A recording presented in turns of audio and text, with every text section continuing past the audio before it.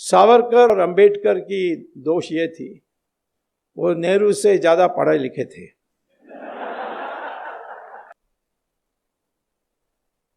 अब जवाहरलाल नेहरू का प्रॉब्लम क्या था, वो गए थे लंदन, फिर वहां से कैम्ब्रिज में जाकर दाखिल की, एडमिशन ली और फिर फेल हो गए। नेहरू परिवार में किसी ने भी आज तक कॉलेज की डिग्री प्राप्त नहीं की, सब फेल हुए हैं। एक बार सोनिया ने लिख दी अपने इलेक्शन एफिडेविट में कि studied in the university of Cambridge and got a degree in English. मैंने फिर जब वहाँ गया था लेक्चर देने के लिए कैम्ब्रिज यूनिवर्सिटी में, मैंने पूछा कि कैसे स्टूडेंट थी, उन्होंने कहा यहाँ स्टूडेंट कभी नहीं थी। मैंने कहा लिख कर दोगे, लिख कर दिया। उस समय मनोहर जोशी स्पीकर थे, तो मैंने उनको दिया कि देखिए इन्होंने ऐसा किया, तुम्हारे लोकसभा हुज हू में भी यही बात लिखी है, तो उनको पूछो। तो मेरी चिट्ठी जो मैं लेकर आया उसको भेजा और सोनिया का जवाब आया कि खेद है, ये प्रिंटिंग मिस्टेक है, टाइपिंग मिस्टेक के कारण प्रिंटिंग मिस्टेक हो गया है। तो साहब मनोहर जोशी ने पूछा अब क्या करें, मैंने कहा इसको Guinness book of world record को भेज दो, longest typing mistake in history.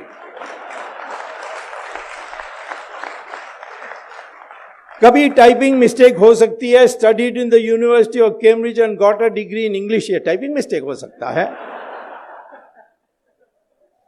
Rahul Gandhi का भी ऐसे ही है, फेल फेल फेल। प्रियंका भी जीसस मैरी कॉलेज में फेल, इंदिरा गांधी भी फेल, जवाहरलाल नेहरू भी फेल। उसके आगे मैं पहले नहीं जानता हूं क्या थे।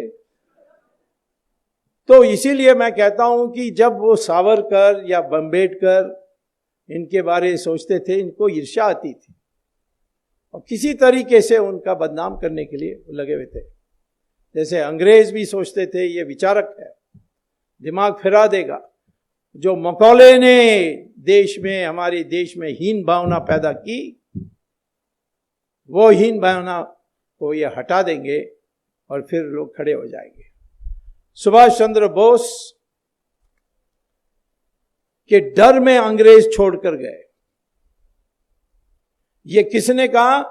जिस प्राइम मिनिस्टर ने इंडियन इंडिपेंडेंस एक्ट पेश की थी पार्लियामेंट में, क्लेमेंट एटली, उन्होंने खुलेआम कहा था, क्योंकि अंग्रेजों का पहले से तय था, 200 साल से कई बार लिख चुके थे कि जिस दिन ये देश के, हिंदुस्तान के लोग खड़े हो जाएंगे लड़ने के लिए, उस दिन हमें छोड़कर जाना पड़ेगा। और खास तौर पर जब मिलिट्री विद्रोह करेगी तो हम एक दिन भी नहीं रहना चाहिए।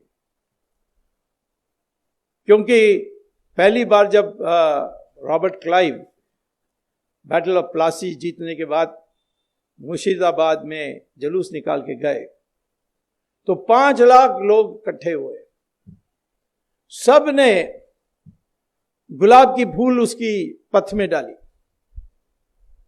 तो जो अंग्रेज का कमेंटेटर है जॉन कूपर, उन्होंने पुस्तक में लिखा कि मैं देख के ये हैरान हो गया कि ये हारे हुए लोग, जिसने उनको हराया, उनको उनके पथ में गुलाब के फूल डाल रहे हैं।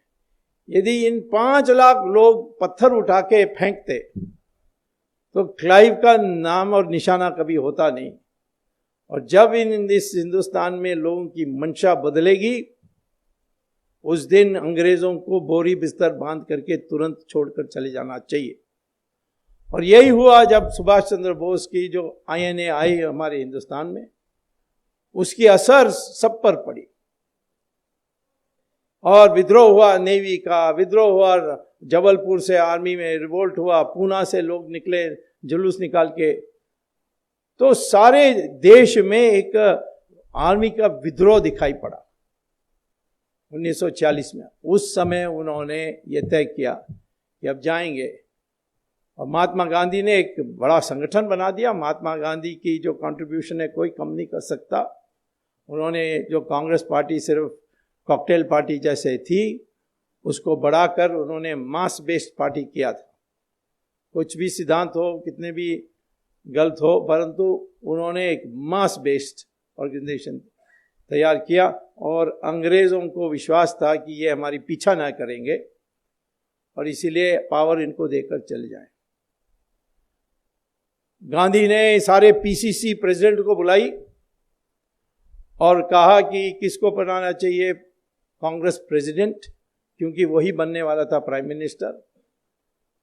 तो 15 में 14 ने कहा सरदार पटेल, एक ने गांधी के पटाभी सीतारामन ने कहा कि जवाहरलाल नेहरू को बनाना चाहिए।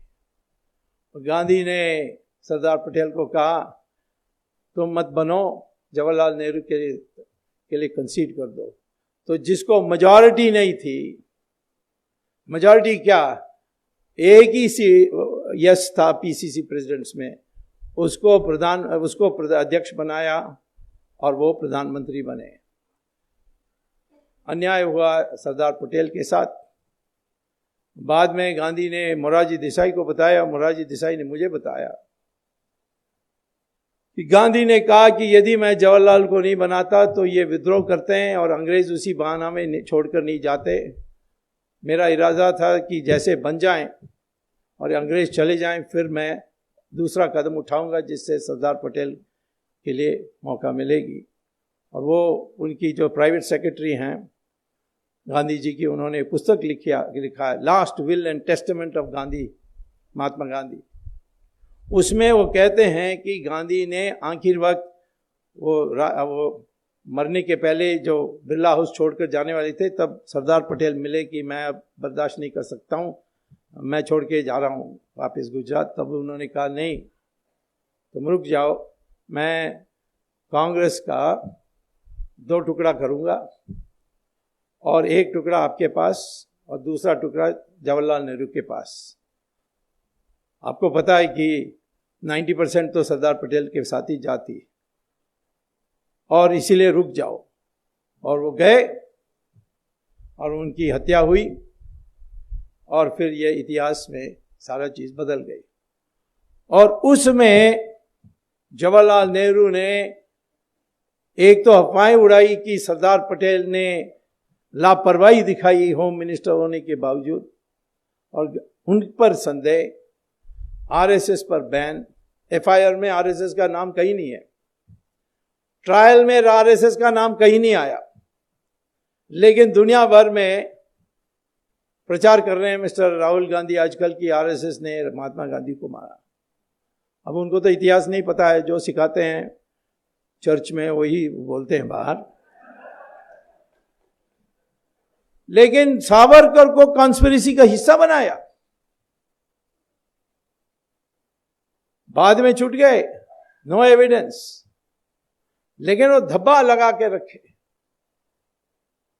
और धीरे धीरे अब सावरकर की रिकग्निशन आ रही है। सावरकर के Indian independence, first war of Indian independence 1857, और बाद में उन्होंने हिंदुत्व पर जो पुस्तक लिखी, उससे हमारी लोगों की मंशा बदलने लगी। लेकिन क्योंकि कांग्रेस की राज थी,